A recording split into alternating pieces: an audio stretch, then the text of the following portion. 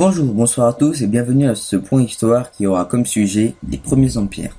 Notre voyage commence en l'an -2700 avant notre ère. Les pyramides commencent à être construites en Égypte. 2 300 000 blocs de pierre vont être utilisés pour chaque pyramide. Beaucoup y laisseront leur vie dans ces chantiers astronomiques. En -1300 avant Jésus-Christ, c'est Ramsès II qui règne sur le Nil. De 1200 à -950 avant notre ère, c'est l'époque où, selon la Bible, il y a eu Ramsès II contre les Hébreux, Samson et Dalila, David et Goliath, le jugement de Salomon et bien d'autres. Puis il y a eu les tables des 10 commandements. Pour la première fois, l'homme entendait parler d'un Dieu unique. Bien des siècles plus tard, de la religion hébreu va naître le christianisme qui va bouleverser le destin du monde et plus tard l'islam.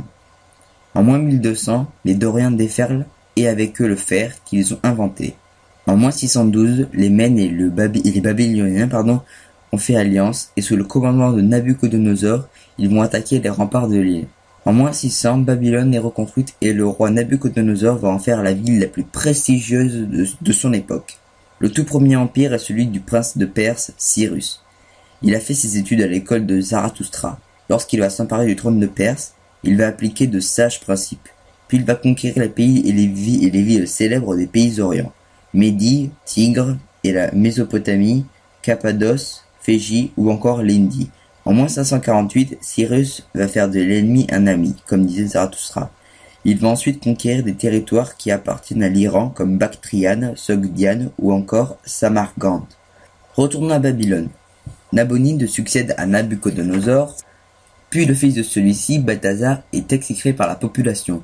À cause de ça, l'armée de Perse va rentrer sans difficulté dans Babylone et va défiler sous les yeux catastrophés de Balthazar. Lorsque celui-ci est mort, son père Nabonide va quitter la ville. La Mésopotamie est maintenant entièrement conquise. Les Juifs qui travaillaient en tant qu'esclaves à Babylone sont libérés. Ils peuvent retourner à Jérusalem.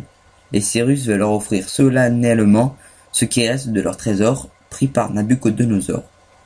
Pour la première fois dans l'histoire, les villes prises n'étaient pas pillées ou détruites, et un vainqueur se montrait clément face à l'ennemi. Pour la première fois en -529, un empire universel est créé. Après la mort de Cyrus, un usurpateur va prendre le trône de Perse. 7 princes du royaume sont résolus à en finir.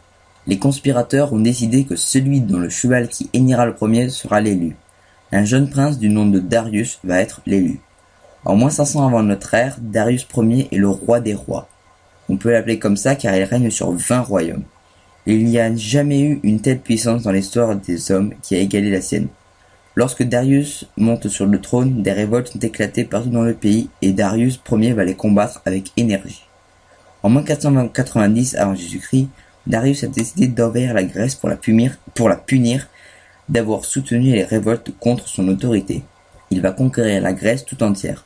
En -490, Xerxès va succéder à Darius Ier. En -480, Artaxerxès va succéder à Xerxès.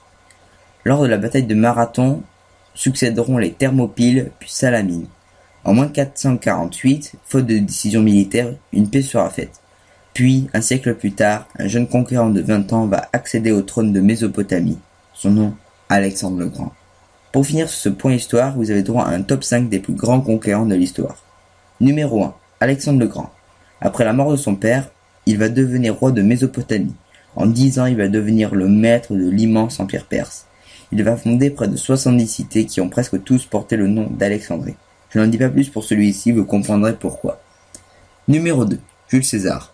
Son destin exceptionnel marqua le monde romain et l'histoire universelle. En effet, c'est un général, un homme politique et aussi un écrivain.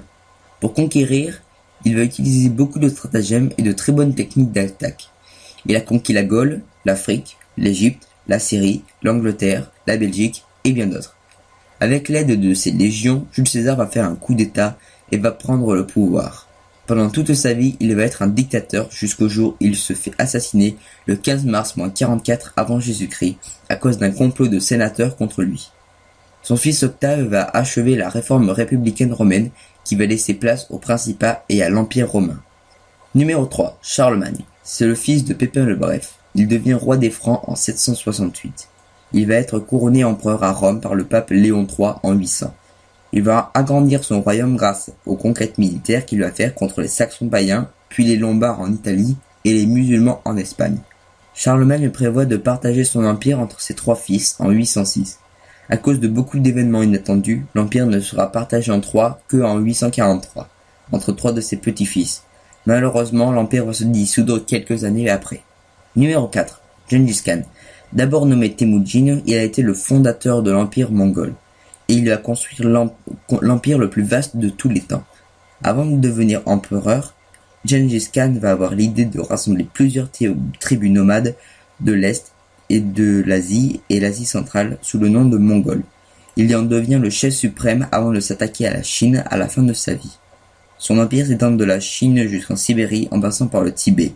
Il meurt lors d'une chasse au sanglier et laisse son empire immense à son fils Kubilai. Numéro 5. Napoléon Bonaparte. Il est né à Ajaccio en 1769. C'est le tout premier empereur français. C'est d'abord un militaire, puis général dans les armées de la Première République. Il fut le commandant de l'armée d'Italie, puis ensuite de l'armée d'Orient. En 1799, il a fait un coup d'État le 18 Brumaire et il devient premier consul, puis il fut consul à vie. Le 2 septembre 1804, Napoléon est couronné empereur à la cathédrale de Notre-Dame de Paris par le pape Pie VII.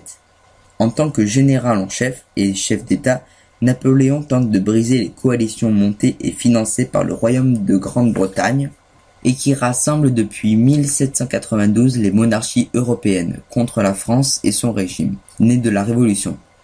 Il conduit pour cela les armées françaises d'Italie au Nil et d'Autriche à la Prusse et à la Pologne. Ses nombreuses et brillantes victoires, Arcole, Rivoli, Pyramide, Marengo, Austerlitz, Iéna, Friedland, dans des campagnes militaires rapides, disloquent les quatre premières coalitions. Les paix successives qui mettent un terme à chacune de ces coalitions renforcent la France et donnent à son chef Napoléon un degré de puissance jusqu'alors rarement égalé en Europe. Il va réformer la France et va créer le Code civil.